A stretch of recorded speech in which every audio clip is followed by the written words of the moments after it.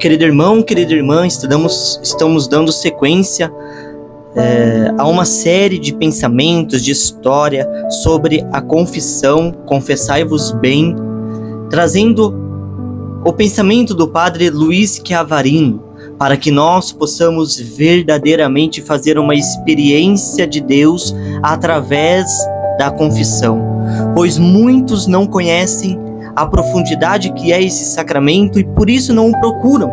Então, ao ouvir todas essas histórias que nós estamos aqui contando, você pode fazer uma experiência se deixar tocar por ela. Deixar tocar por Jesus, que quer fazer de você um homem e uma mulher penitente, ou seja, que se confessam bem.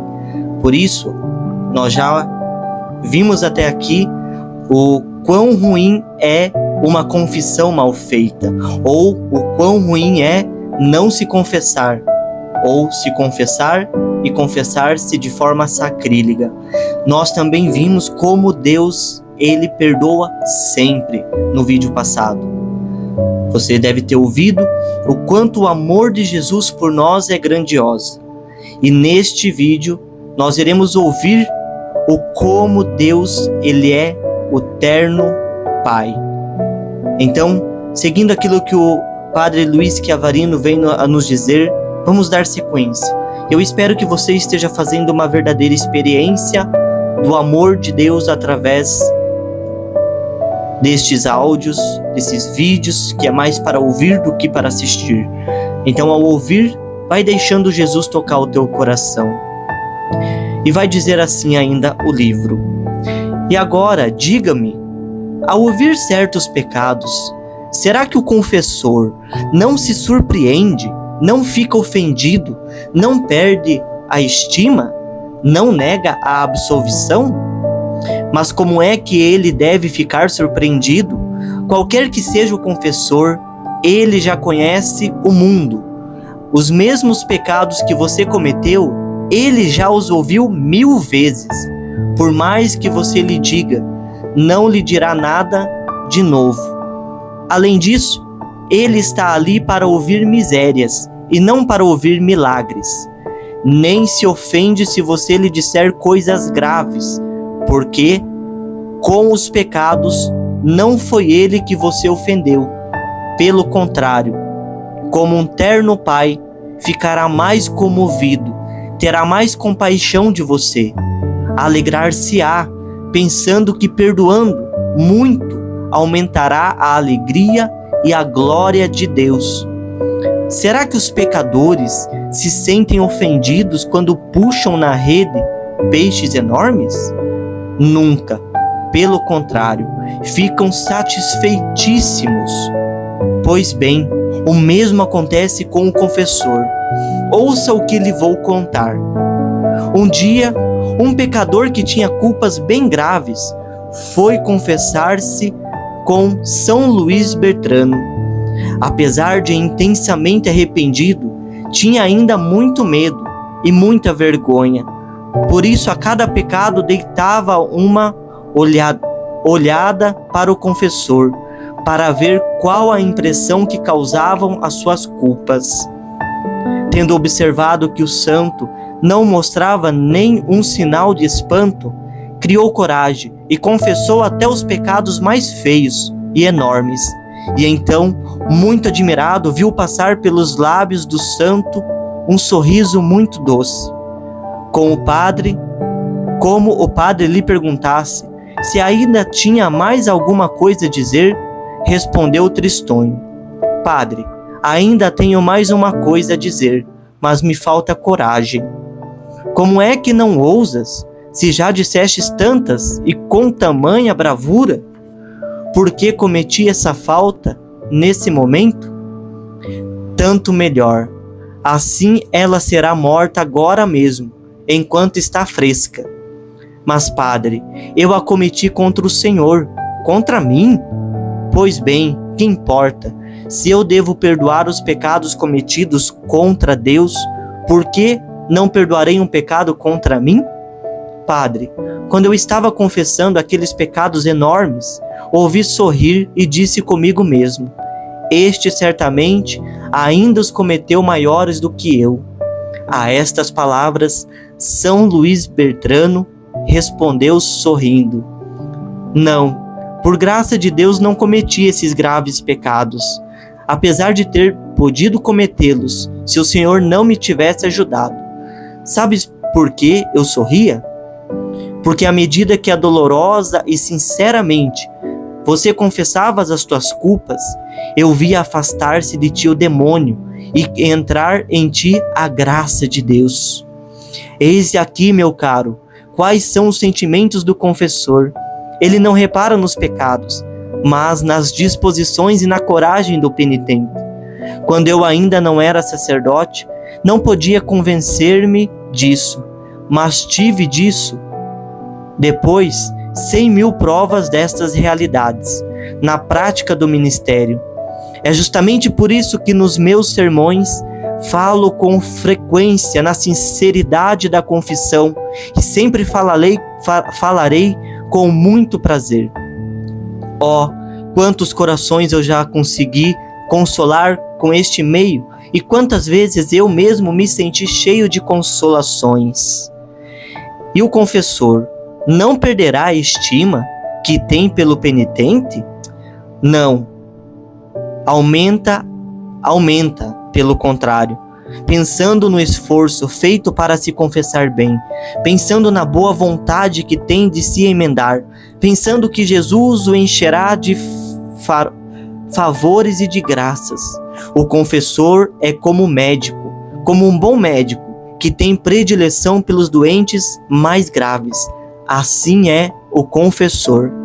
Um dia apresentou-se a São Francisco de Sales uma senhora que fez uma confissão geral durante a qual confessou muitas misérias. Depois da absolvição, antes de sair, interrogou-a: e agora, padre, o que pensa de mim? Penso que a senhora é uma santa. Desculpe, padre, mas o senhor está caçoando comigo. Não, absolutamente não estou caçoando. Penso que é uma santa. Desde que teve a coragem e a graça de fazer uma confissão tão dolorosa e sincera. O confessor, portanto, repito, não perde a estima, aumenta, pelo contrário.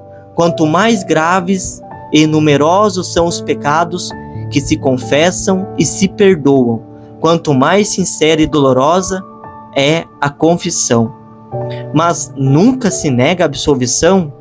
Em casos raríssimos, isto é, quando o penitente não está mesmo disposto a deixar o pecado, ou a ocasião próxima de pecar, quando não se está disposto a reparar na medida do possível os danos, o escândalo dado, ou quando tem intenção de continuar no pecado.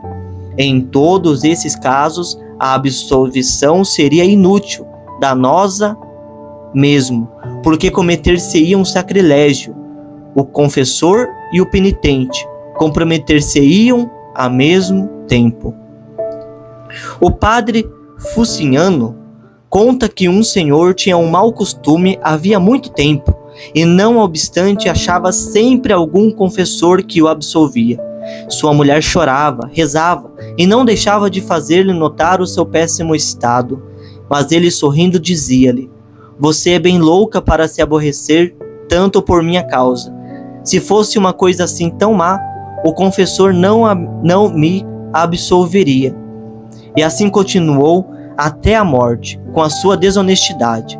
Mas depois de morto, apareceu a mulher, rodeado de chamas nas costas de outro, também horrivelmente atormentado, e com gritos desesperados, disse: estou condenado por não ter deixado a ocasião de pecar, e este que me carrega nas costas é o meu confessor, que me absolvia apesar de eu ser indigno. Coitados, em caso contrário, isto é, quando o penitente está arrependido e tem boas disposições, o confessor absolve sempre? Sim, sempre absolve e perdoa, mesmo quando se trata de alguma culpa enorme e gravíssima. O muito douto teólogo francês João Gaume conta que um dos perversos que, durante a Revolução Francesa, se tinha manchado com os mais terríveis crimes e mais de uma vez tinha feito correr sangue dos sacerdotes, tinha caído gravemente enfermo. Esse homem tinha jurado que nenhum sacerdote teria posto os pés no seu quarto e que, se entrasse dali, não sairia. Tendo-se agravado a doença, um bom padre ofereceu a vida, contanto que pudesse salvar o infeliz. Ao vê-lo, o homem colerizou-se e, juntando todas as forças, gritou: "O quê? Um sacerdote na minha casa? As minhas armas, depressa." "O que quer fazer com elas?" perguntou-lhe com muita doçura o sacerdote. "Quero matar-te, tu que ousas aparecer na minha frente. Não sabes que com estas mãos já degolei 12 padres?" "Engana-se, meu irmão. Para esse número ainda falta um. O 12º não morreu. O 12º sou eu. Deus conservou-me a vida para que eu a salvasse." "Para salvar-me? E quem poderá salvar-me depois de tantos crimes?" "O seu arrependimento e a minha absolvição. Mas o Senhor ainda não sabe de tudo. Se eu lhe contasse tudo, o Senhor me amaldiçoaria." "Amaldiçoá-lo? Absolutamente nunca. E o Senhor ainda me dará absolvição?" "Sim, porque Jesus Cristo assim o quer." E muito caridosamente começou a instruí-lo e a prepará-lo para uma boa morte. Que heróico e santo sacerdote! Mas será que todos os confessores são assim? Sim, eles são mais assim porque todos representam Jesus Cristo, que ordenou que perdoássemos sempre. Pois então, se o confessor absolve sempre, não devemos ter medo, não é mesmo? Não, nada de medo, nunca. Ele é sempre um pai carinhoso. Francisco Renato, Visconde de Chantalbe, celebrírrimo escritor francês, escreve nas suas memórias de além-túmulo: "Aproximava-se a época da minha primeira comunhão. Na França fazia-se naquele tempo a primeira comunhão aos 14 anos. A minha piedade parecia sincera. Eu edificava todos os meus companheiros. Tinha eu um confessor de aspecto um tanto rígido. Cada vez que me apresentava ao tribunal da penitência, ele me interrogava com ansiedade, surpreendido com a insignificância das minhas culpas. Não sabia explicar o meu embaraço diante da pouca importância dos segredos que eu lhe confiava. Quanto mais perto íamos chegando da Páscoa, mais insistentes se tornavam as suas perguntas. Você não sabe, esconde nada." "E você não esconde nada?" perguntava ele. E eu respondia: "Não, padre, não escondo nada." "Você não cometeu este ou aquele pecado?" "Não, padre." "E sempre?" "Não, padre." Ele me dispensava duvidoso, suspirando, procurando ler no fundo da minha alma, e eu voltava do confessionário pálido e desfigurado como um culpado, pois escondia pecados. Chegou a tarde da quinta-feira santa, vésperas da comunhão pascal. Chegando à igreja, prostrei-me diante do altar e ali fiquei como se estivesse aniquilado. Quando me levantei para ir à sacristia, onde o confessor me esperava, meus joelhos tremiam. Atirei-me aos pés do sacerdote e, com a voz mais alterada do que nunca, fiz a confissão de sempre. "Você não se esqueceu de nada?" perguntou-me o ministro de Deus, e eu calei-me. As suas perguntas começaram e a fatal: "Não, padre." Saiu de novo dos meus lábios. Ele recolheu-se, rezou e, fazendo um esforço, preparou-se para dar-me absolvição. Se, naquele instante, um raio tivesse caído em cima de mim, o meu pavor teria sido menor, e eu gritei. Eu não disse tudo. Aquele juiz tão temido, aquele ministro de Deus cujo rosto me inspirava tanto temor, tornou-se o pai mais carinhoso, abraçou-me chorando e disse: coragem, meu filho, tenha coragem. Um momento como aquele nunca mais viverei. Eu chorava de alegria depois da primeira palavra. O resto não me custou mais esforço algum. O sacerdote, erguendo a mão, pronunciou as palavras da absolvição. Esta segunda vez, a sua mão fez descer sobre a minha cabeça o orvalho celeste e abaixei a fronte para recebê-la. Eu participava da felicidade dos anjos. No dia seguinte, quando a hóstia santa pousou nos meus lábios, senti-me iluminado por uma luz vivíssima. Sentia então em mim a coragem dos mártires. Naquele instante, eu teria sido capaz de confessar a minha fé em Cristo sobre o acúlio ou no meio de leões. Eis aí, meu filho, quem é o confessor da opinião dos maiores entre os grandes homens.